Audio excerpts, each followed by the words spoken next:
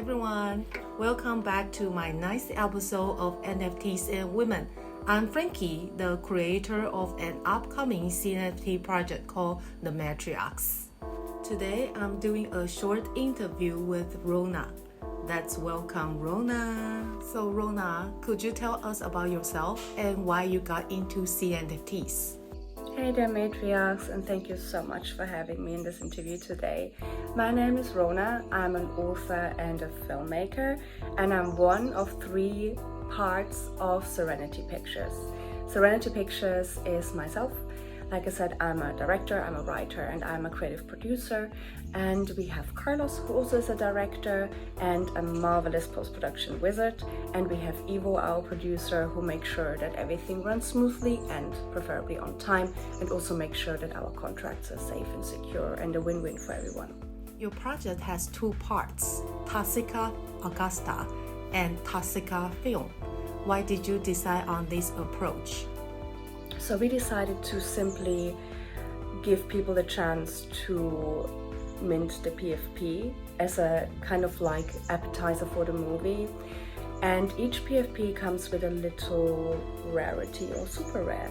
So for example, when you have an Augusta that is wearing a Zippo somewhere in her belt, then you might get behind the scenes extra. Then we have gag reels, we have movie posters, we have marvelous director's commentary and so on.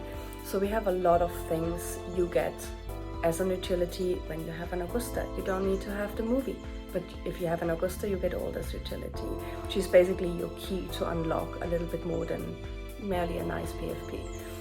And after that, we released the movie itself, which was very exciting, very scary, but also resulted in much more visibility, much more hype around the movie and about what our team has achieved working on it for over 2 years. And it made us incredibly happy that we had kind of elevated movie binge fast food, as we say, like movie fast food, to something that is interactive, something that sparks interest, and also something that just is a little bit more mysterious. You know, what kind of Augusta unlocks which utility? And that is what makes Toxica just an interactive adventure for movie lovers. How's the minting going? And any marketing strategies that you can share with us? Well, given that we are indeed the first feature film as an NFT as such, we don't really have any strategies we can share just now. We really just explore the market, we observe a lot, we check out other projects. What are they doing? How are they doing it? Is it something we can learn from? And the mint itself is going okay.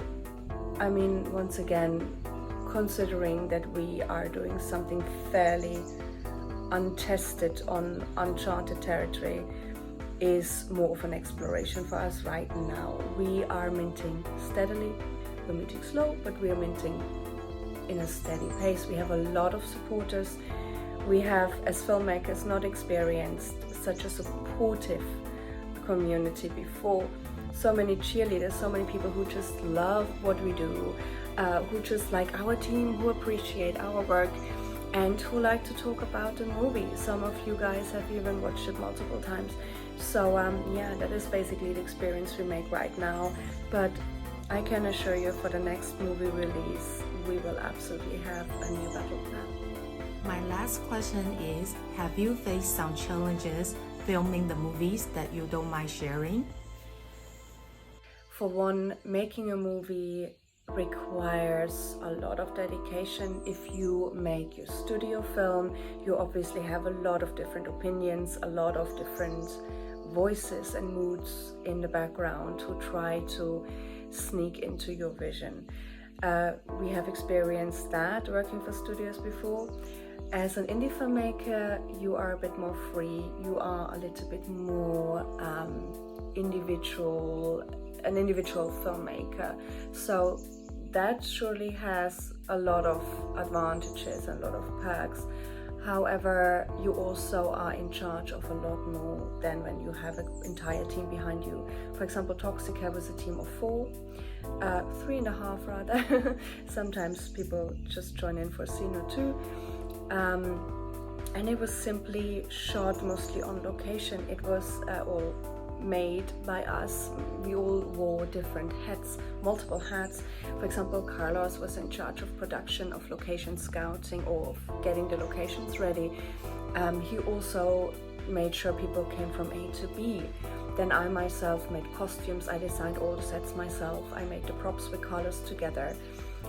We cooked ourselves, because of course you have to make sure your crew is not only safe but also healthy and fed. We had to find plan B, C, and sometimes even D for each and every scene, because things just don't go right.